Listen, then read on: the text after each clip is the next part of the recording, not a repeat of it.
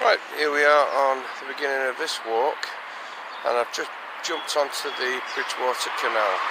If I go to the left from here, which is what I'm pointing out through that bridge, that takes you to the Delph at Worsley, which is the way we're not going. What we're doing is going down here, which is Canal Bank, and this will take us to the world famous aqueduct at the Barton Swing Bridge. And from there we jump onto the canal on the other side of it and make our way to Manchester. I'll come back on when I get to the aqueduct and show you what that's about. Okay, ahead of us now is the Barton Aqueduct. It's just down there. Now what we're going to do, we're going to cross over the swing bridge and I'll pick you up on the other side and you'll see where that ends up. Okay, we're on the Barton Swing Bridge now, which leads to the Trafford Centre, and that is the aqueduct, and we are going over there, so I will pick you up shortly. Okay, now we're still on the bridge on the other side, and there's the aqueduct leading to where we've just come from, and that obviously is the Manchester Ship Canal, which we'll come across later on nearer Manchester. And that is the way we're heading. See you soon. Okay, we've walked about 10 minutes, it's about half a mile from the aqueduct, and the only point of interest really so far that you'll recognise is that. That's Trafford Centre 2, I believe. And we are continuing to walk that way. Okay, we're approximately 2 miles from Barton Aqueduct, and this is where the canal splits up, and I'm just going over the bridge now because what effectively we're going to do, we're going down that way. Now down that way I believe is Sale, and we're going that way, so I'll come back to you when we're further down and see where, and that heads towards the city centre. Okay, we've walked from there, and the next point of interest, which I'm sure everybody will recognise, is the Manchester United football ground. And again, that's about another mile from where we were.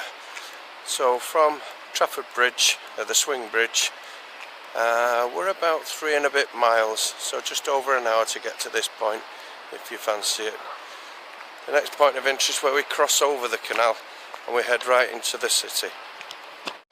Now we're about half a mile past Manchester United, and this is where you have to go up there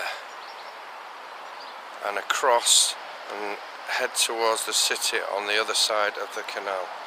We're not far away now, I believe it's probably half an hour, 40 minutes to where the bars and restaurants start, and we'll get towards the city.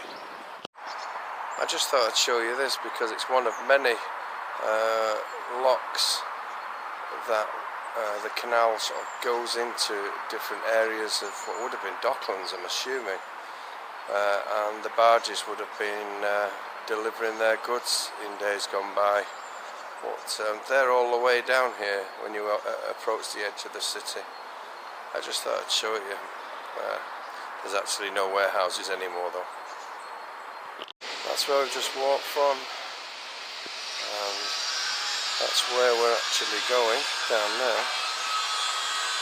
But all along here now you've got these tributaries. I don't know what you like to call them really, where in days gone by warehouses like that had all of their goods delivered to them via these little side waterways, and they're still there. I get right near the edge of the city now. I just thought I'd show you all of this that's going on that you just don't get to see if you arrive here by road. There's waterways going off in all directions, and yeah, it's very nice. What's down there?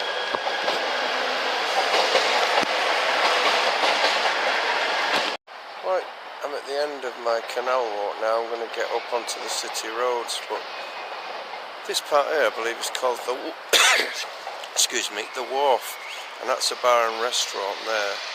and if I pan round, there's some boats and things here that seem to be coffee houses and things like that. Anyway, I hope you enjoyed the canal part of this walk. Cheers, bye. I've just done a calculation for those who want to do this walk. It's about 2.5 hours, and this is where the canal ends because they built that on it. And now I have to leave the canal and go through there. So 2.5 hours, about 7 miles. Not too bad, and no hills. I'm sure that some people from Salford will remember what this used to be called in the 80s and 90s. It was the old Ritz, and Friday night was one of the special nights. Some of you will know exactly why that is. Right, this is the famous Tops restaurant, all you can eat for, I think it's £16 now. But they have everything in here, all the Asian influences, Indian, Chinese, English, Greek, and the food is fantastic value for money. I urge you to come here. I think they seat over 300 here, so all the food is constantly being replenished. Thoroughly recommend if you're visiting Manchester to give Tops a go on Portland Street. This is another restaurant that I've tried in Manchester, and it's a Korean one, and they do the famous Korean hot dogs. I've done my own version of that. If you look on my X account of the same name, Manchester Food, you'll see my version. But I urge you to try this as well. It's absolutely fantastic in there. The food's brilliant.